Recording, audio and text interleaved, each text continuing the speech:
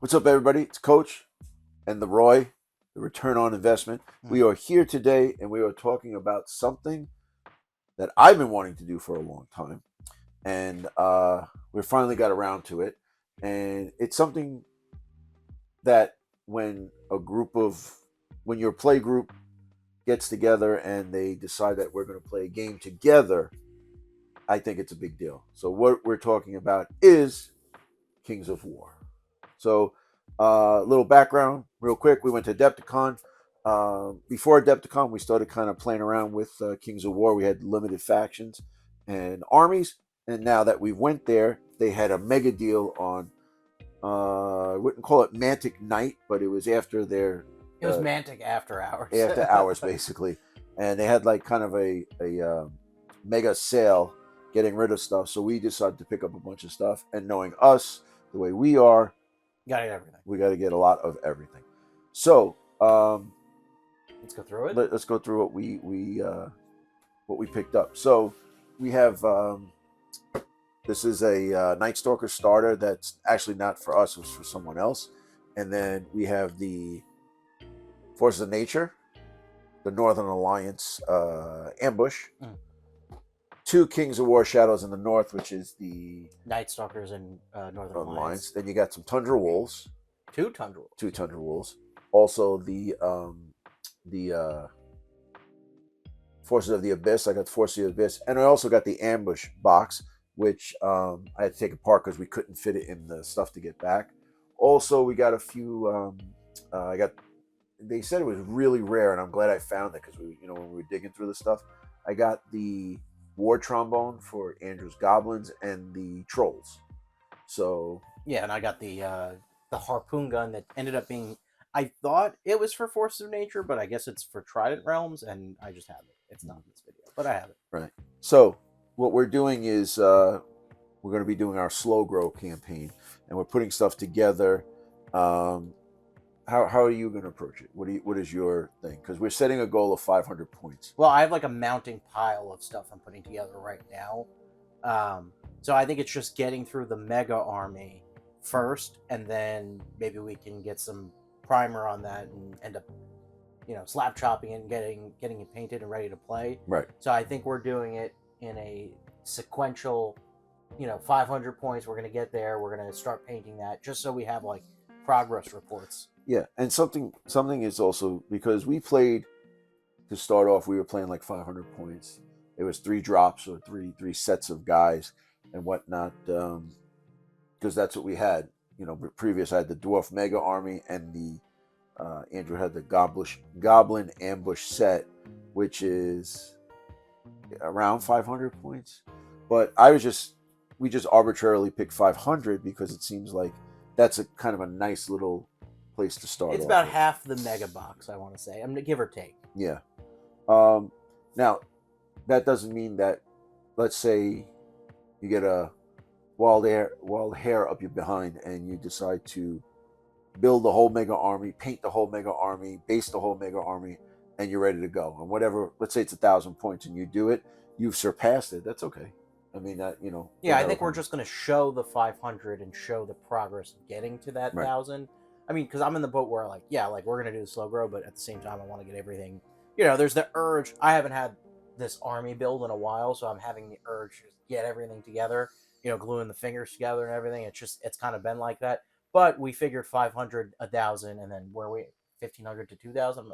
If it gets that far, that's the sequential area where we want to update you guys, and we think that kind of progress keeps us motivated, keeps us grounded, and if you guys in the community want to do something, we think that's a good thing to follow, and it doesn't even have to be Kings of War. Just so you know that someone else is doing the same thing you're doing, and it's good. It's good because I've done a bunch of slow grows in the past when we were playing 40K, just building armies up and army painting or batch painting or whatever. And I think what's nice about the slow grow too is you find out the things you need along the way. Because I'm at a point where, and I think you probably agree, where it's like, I have a bunch of Salamander Primes, I have the Heart Piercers, I have Earth Elemental, I have a bunch of stuff, and then it's like, well, now I want this, and now I'm looking in the rulebook, and I want this. So more opportunity to buy things and add things along the way. Plus, probably we'll I think we will definitely tap into some 3D printing. Yeah. So.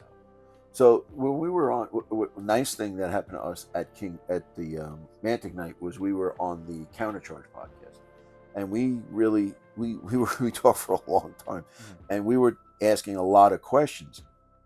And what's nice is we didn't know, but Kings of War is very model agnostic also. And if you're looking as far as 3D printing, there's a ton of stuff out there. Also, which is a little annoying, is we were talking about this last night. Looking in the rule book, it was so you're doing Force of Nature, right? Yeah. Do you have what's the Hunters of the Wild don't have a Mantic model? Right. I could be wrong. I'm 99% sure. Comment below if I'm wrong, but I couldn't find it. So, but I think I think where we agree is, yeah, that stinks. Like they should have a model for everything, period. But the great thing about this game is let's go on My Mini Factory and look for a bunch of cool stuff we can print out and make that. I just have tons of stuff that just files that we've had. My terabytes and terabytes of STL files, which is one of those things where I've had a lot of things back, some Kickstarters. There was one particular Kickstarter that had like a bunch of minis from different genres.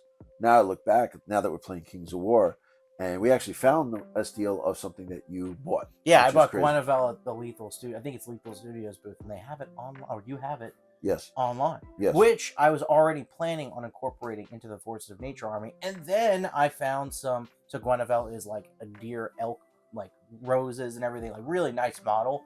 And then I'm going to make deer warriors, and that's going to be the Hunters of the Wild. Yeah, so now you're starting to think that way. But so you're doing Force of Nature. Yes. What is your plan as far as that? What's your first units being done? Right now, the Salamander Primes are being done. They're a little bit of a pain because I feel like the arms don't line up, and there's a lot of them. So the Salamander Primes are being built. The lesser Earth Elementals are already built. Those are the metal. I got the metal ones. I don't know if there's a plastic one.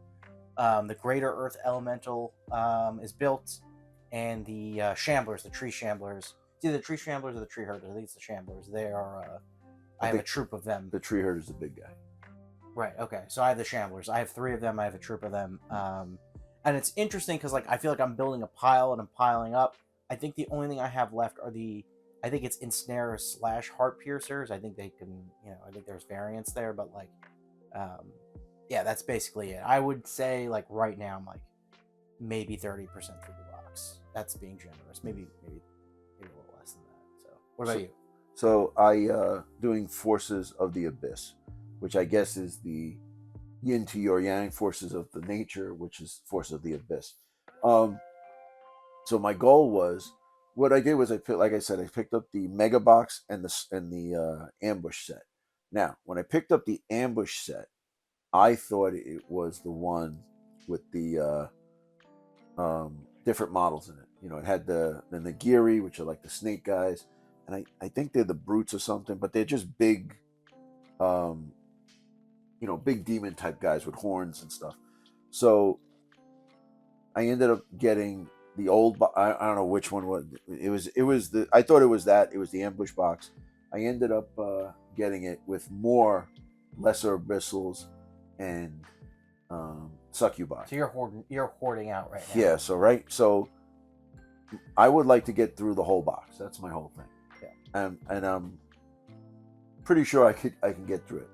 The thing is that when I figured it out, there were 80 lower abyssals with the Ambush set, and then the succubi, I think there's maybe 50 of them. So what's the new Ambush set? What does that have that you didn't get? It had the Nagiri, which are the snake guys. Right. Okay. So it's like the big, they kind of looks like Medusa from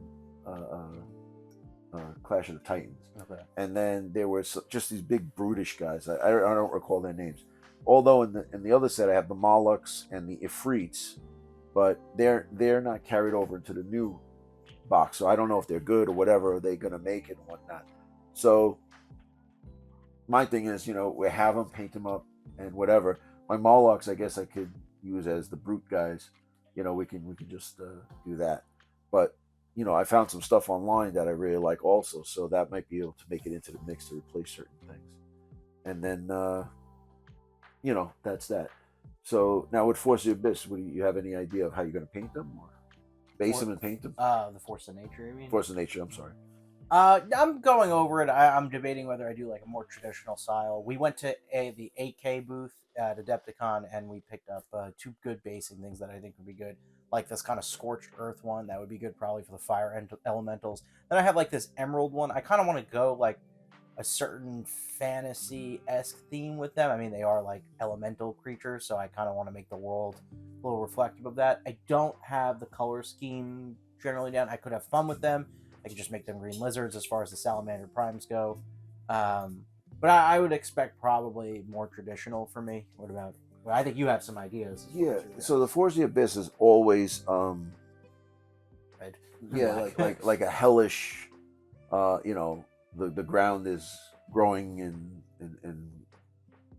they're all red demons and things like that. But I was thinking maybe just change another color. I was thinking to maybe make them blue, as far as a the fire got hotter. Yeah. It just we're at a blue flame now, and then instead of lava bases, make them blue bases, so they'll be glowing blue, and the weapons are glowing blue and stuff like that. So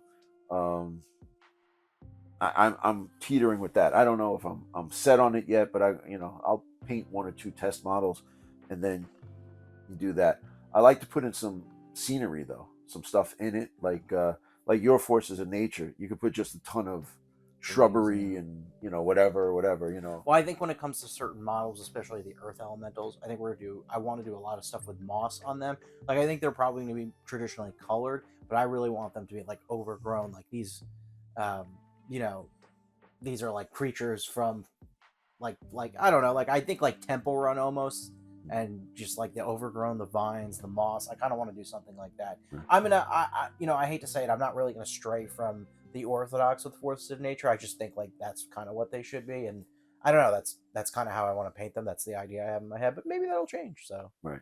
And then I guess you don't really have a Turk. I mean, you do have 2 other armies, but I guess the only thing to touch on is I originally was like going in as far as should I get the Basileans or Basilians, whatever they're called, or the Force of Nature. I went Force of Nature. Andrew and I split it, and I wanted to get a second one just because the deals were so good. It was like, why at that point it was like, why not? Also, we were talking about like, oh, we'll just print a bunch of stuff, but when it's so cheap to buy, you get it right. It's in your hand, but it's not even that. It's a ratio between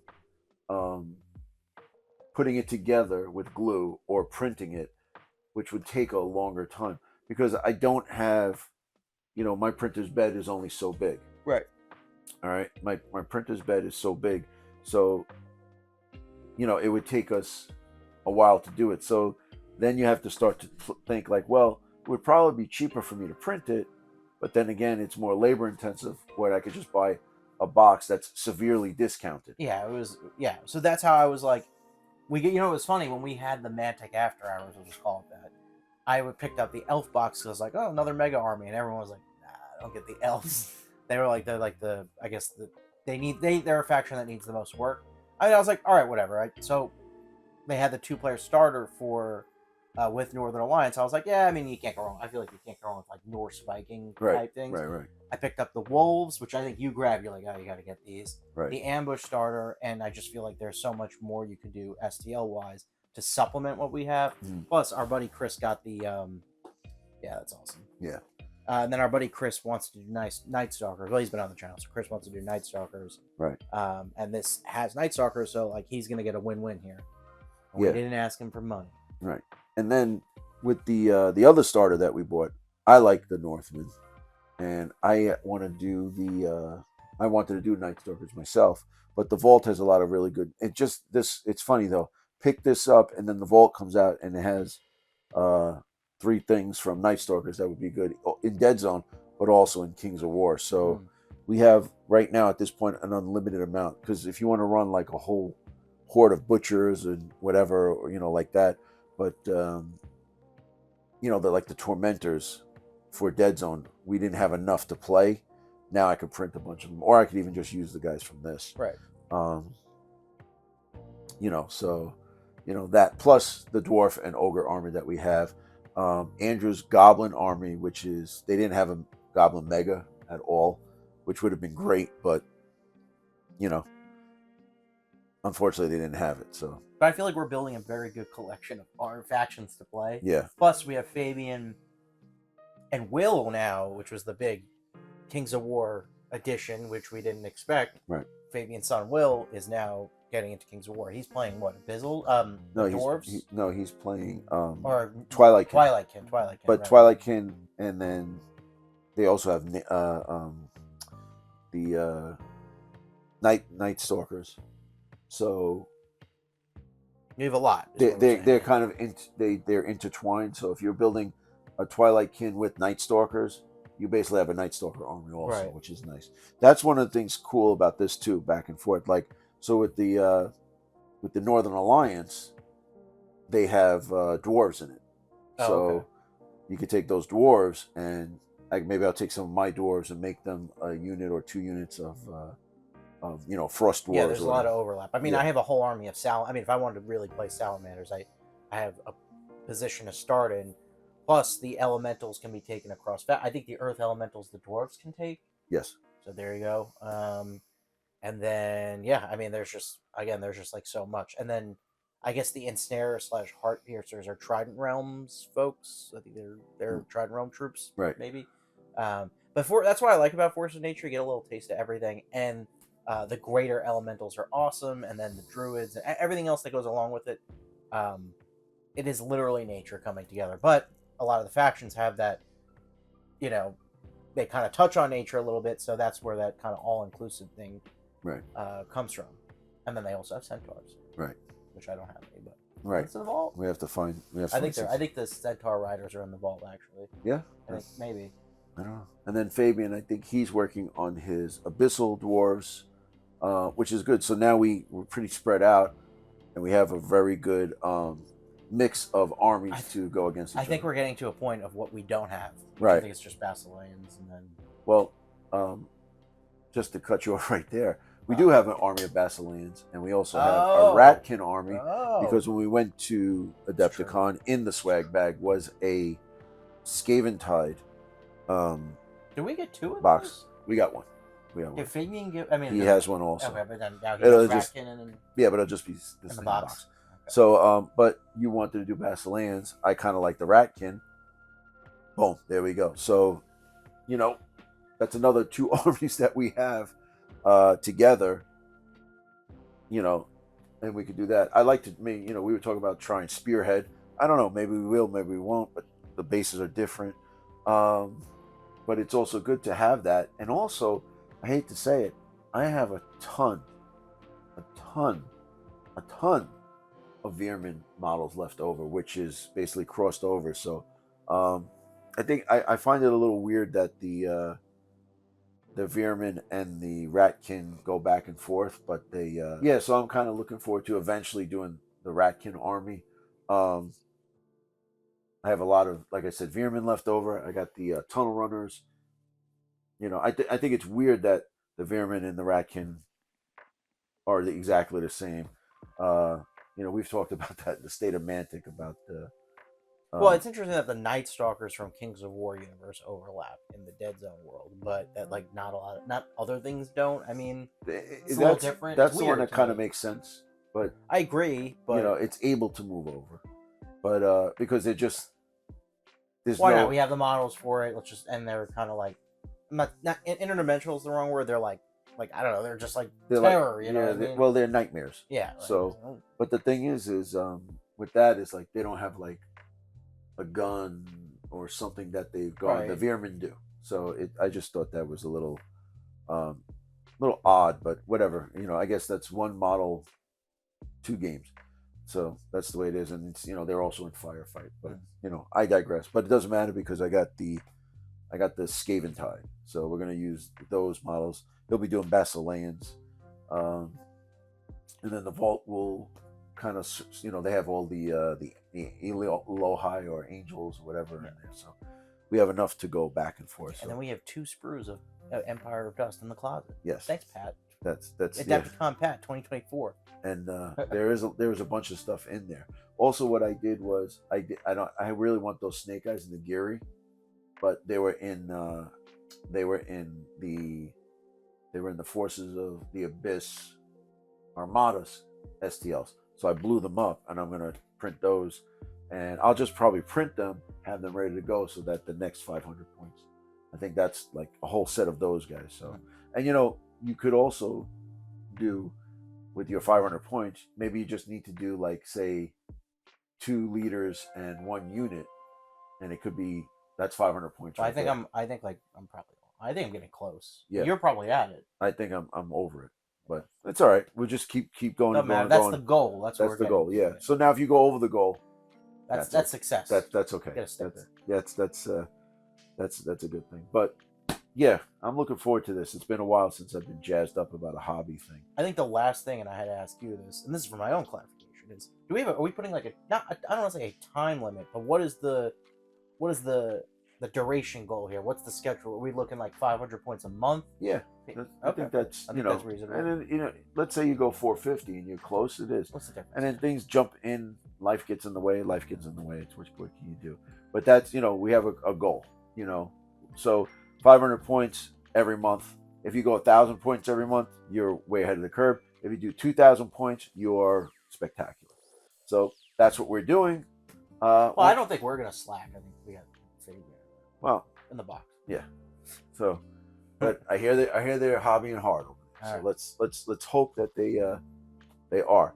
Also, if you want to do that with us, as we said in a previous video, we have our Discord server. If you want to put your updates in there, that would be great.